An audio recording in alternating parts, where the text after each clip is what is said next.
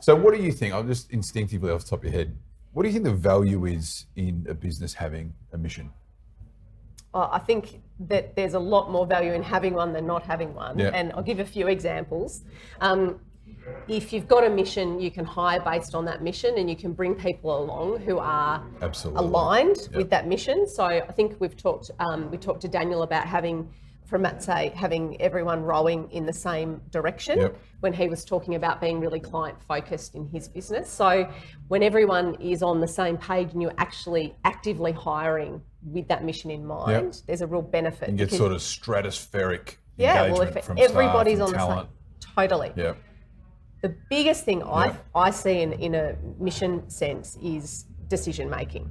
Okay. And decision making can be micro or big picture, huge, right? So and a decision could be not to do something, right? The most important decision. So if you don't have a mission as a business, you can just be lurching from one thing to another without any real rationale. Yeah, it's true. So that to me is a big thing. So you think it's like a rudder? Yeah.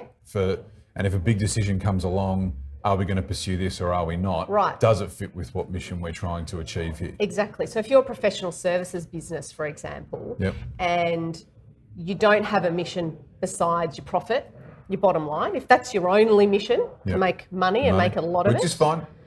Then any client that comes along, they're in, right? They're in, regardless of the impact it might have on your staff, your resources, the works. You just go, well, their money, we'll just take it. Yep. If, for example, you're a business that's interested in environmental sustainability, and that is your mission, something related to the environment and environmental sustainability, and you pick up the phone one day and you get a potential client and they want to use your services to pollute more, well, now, if your mission is to make more money, you'll just take that job, and guess what happens? The people who work with you will get disillusioned. They'll get very, very cranky. They won't want to work for a polluter, and you'll lose everything. If you have that phone call and say, I'm sorry, we don't work with people who pollute. We work with people who care about the environmental sustainability of their businesses. That helps you make the decisions. Helps you make the big calls. Because sometimes saying no to a client is a very big call. It gives you some cover too, to be honest. If you've got a mission and there's something's on the margins, the decision's on the margins, it gives you a little bit of a fig leaf of cover. True. That doesn't fit in with our mission, even though you might instinctively want to do it. Why do you think it's important? Something rattles around in my head. A client of mine said that he was on a flight once, probably it was an internal flight, and he sat next to someone and sort of they started chatting, what do you do? And she said, I cure cancer. And he sort of, oh, okay. Wow. And I think she was the PA to one of the senior doctors at one of the cancer hospitals. Yeah. And she was just so bought into the concept that this group of people is all in a missile straight line to cure cancer. Yeah. And we spoke the next day and he said, we need to create this sort of mission for our business. That was 2.5 years ago and it's yet to reveal itself. It's not easy. It's not easy. And I think that this is instructive because if you try and pluck it out of the air or if you try and manufacture a mission. Oh, this sounds good. This will fit. This is good to sell. Yeah. Like, that might work externally, but very quickly the holes will be punched in that. Yeah. And if everyone in your business, I'll tell you when you know you've got it right. You know you've got your mission right when your people are talking about it at their barbecues, on the phone to customers and clients. The barbecue story. Let's not talk too much about that. That's when you know you've got it, when people are talking about it to you. They're talking amongst themselves in your organisation saying, yeah, but this is what we're doing. This is what, exciting. That gets us one step closer to the mission. Yes. I think if it's yet to reveal itself, there are things you can do to go and find it. Yeah. And then the third option is when you don't have, there are lots of businesses that will never have a mission. Yes. Right?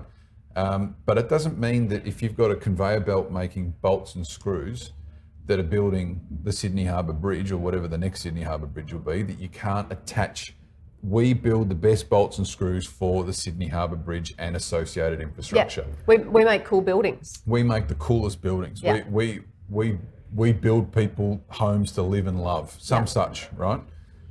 So you got to read your customer base or your client base, you've got to read your internal, and then you've got to see what's in your heart. It doesn't have to be, and you know, the other thing is it doesn't have to be super sexy, and it doesn't actually, I think people think of a mission and values as something that you have to outwardly talk about. That's true. And that's actually, I don't think, That's completely only a component of it. necessary. Yep. You know, I mean, in my law firm business, I have a way of working and an ethos, but I don't go out and market it. I just live and breathe it and do it. And it reveals itself over time. And honestly, if I put it on my website, it would just sound like a load of crap, right? Well, that's another risk, isn't it? Is that when you've got a mission, even if it's real, it can be misconstrued. Well, it sounds trite. It can. Change people's lives, and it's like, well, people. Do you? Right. Do you really? You know, so I think there is a balance about, well, what is it that we outwardly talk about being our mission, and what do we inwardly believe and do? And are the two things, they can be aligned, but they don't have to look exactly the same. That's true. That's true. Because you do see, and especially at the moment, you know, you keep showing me all these ads, all these COVID ads, like, oh, we keep you protected. And I'm not talking about health businesses. I'm talking about, I don't know, Pepsi or...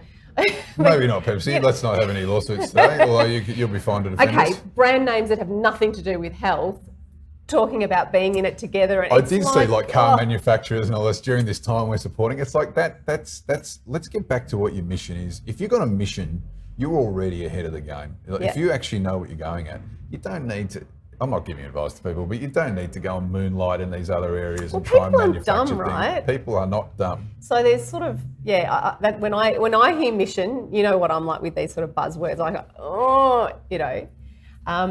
But anyway,